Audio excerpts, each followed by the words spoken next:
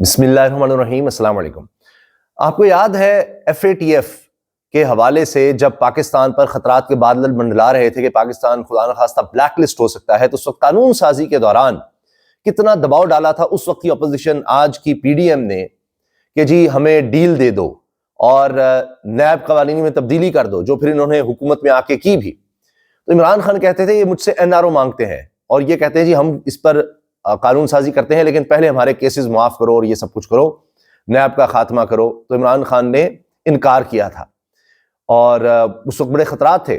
FATF نظر جمائے بیٹھا تھا پاکستان پر اور بڑی قانون سازی کی اس وقت ضرورت تھی. تو چلے اس وقت اقتدار تھا عمران خان کے پاس، اور یہ بھی اصطلاح NRO کی عمران خان نے اس طرح سے استعمال کی کہ NRO مانگتے ہیں، نیشنل ریکنسیلیشن آرڈیننس. یہ مشرف دور میں آیا تھا، سیاستدانوں کے کیسز معاف کیے گئے تھے اور اس کے بدلے میں مشرف صاحب کو پارٹیوں نے لیجیٹمیسی دی تھی. اس میں نواز شریف، اس کے علاوہ بینظیر بھٹو صاحبہ، اور اسی طرح اس وقت تو جہاں تک مجھے یاد ہے الطاف حسین کے کیسز بھی کچھ اس طرح سے تھے، ان کو بھی شاید خاتمہ ہوا تھا. تو بہرحال اب ہوا یہ ہے کہ پھر NRO کی گونج ہے. کہا تو یہ کیا حکومت کے وزیروں کی طرف سے، دیگر لوگوں کی طرف سے کہ جی ہم عمران خان کو NRO نہیں دیں گے، وہ NRO مانگ رہا ہے، ہم نہیں دیں گے.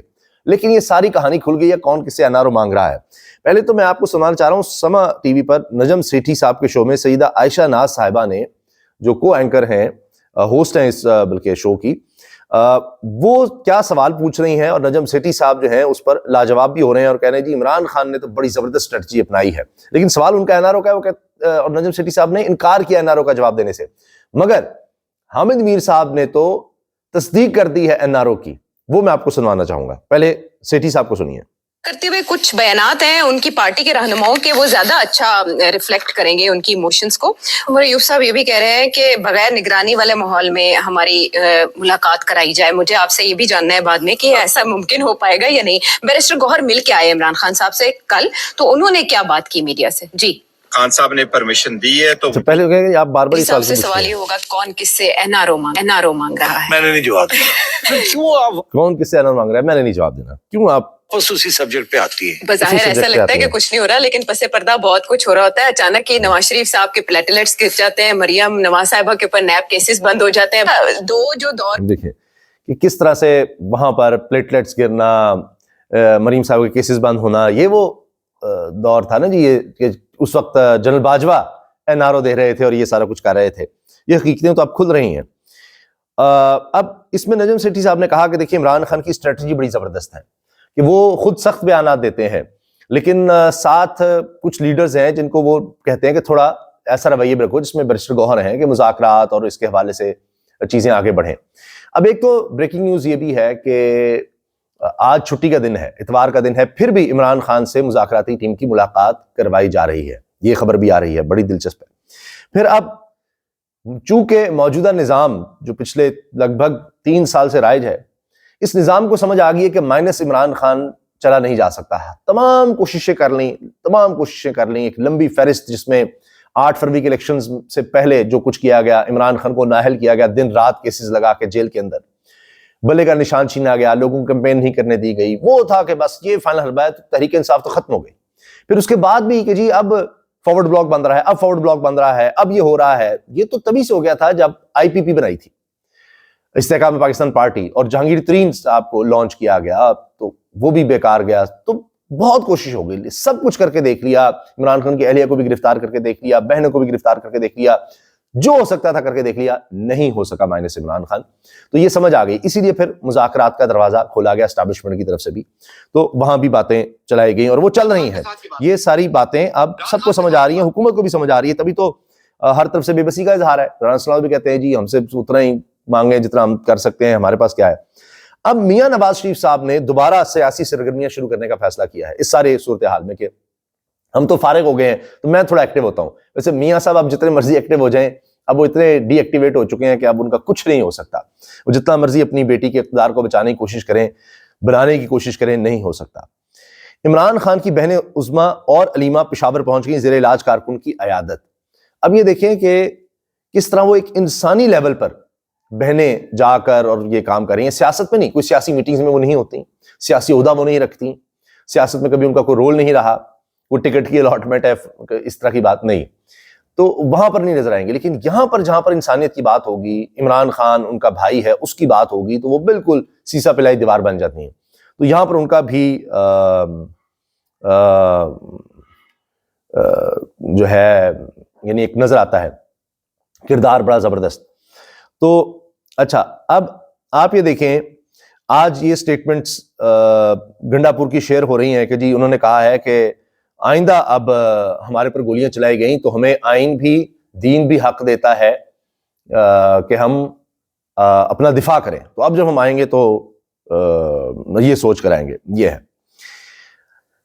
او کی آوازیں اب آ رہی ہیں جی. جس طرح شہباز شریف چاہتے تھے اب اس طرح احتجاج ہو رہا ہے. ایبٹ آباد میں عمران خان کی رہائی کے لیے احتجاج ہوا، پہلے پنڈی میں ہوا، اب ایبٹ آباد میں ہوا ہے، اور وہاں پر احتجاج میں آوازیں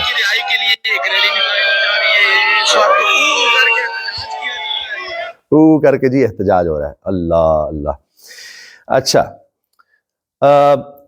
ہو یہ رہا ہے کہ حکومت کے پاس اتھارٹی اب کیا رہنی ہے، جہاں پر اٹارنی جنرل منصور اوان جو ہیں وہ افتتاح کر رہے ہیں جگہوں کا.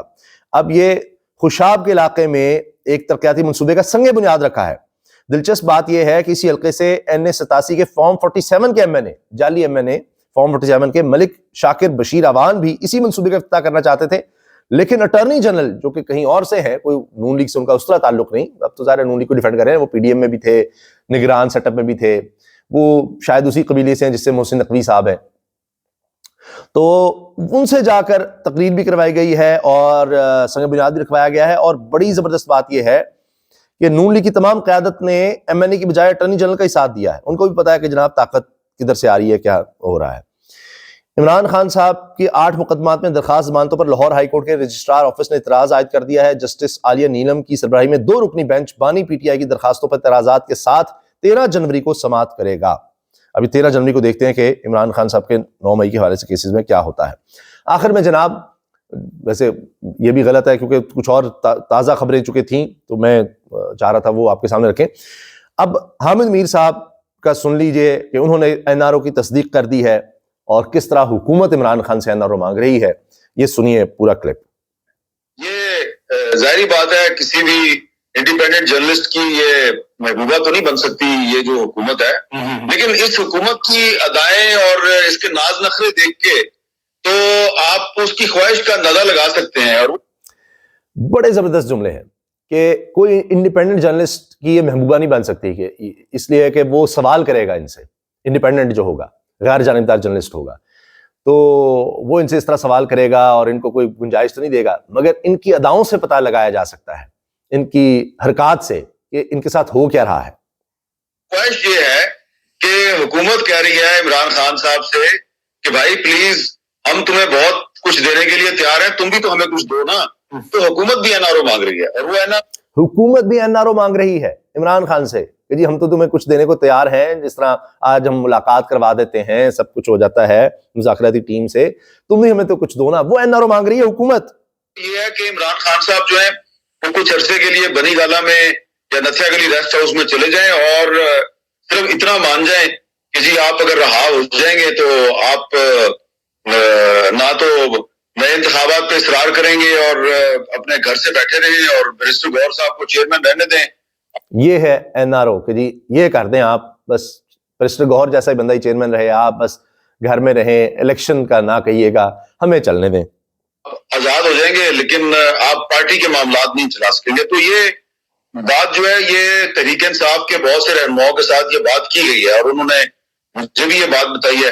تو یہ ایک طرح کا این آر او حکومت مانگ رہی ہے عمران خان سے کہ بھائی، یہ ایک طرح کا این آر او حکومت مانگ رہی ہے عمران خان سے، آپ اندازہ لگائیے. اور تحریک انصاف کے لوگ بھی اس کو کنفرم کر رہے ہیں.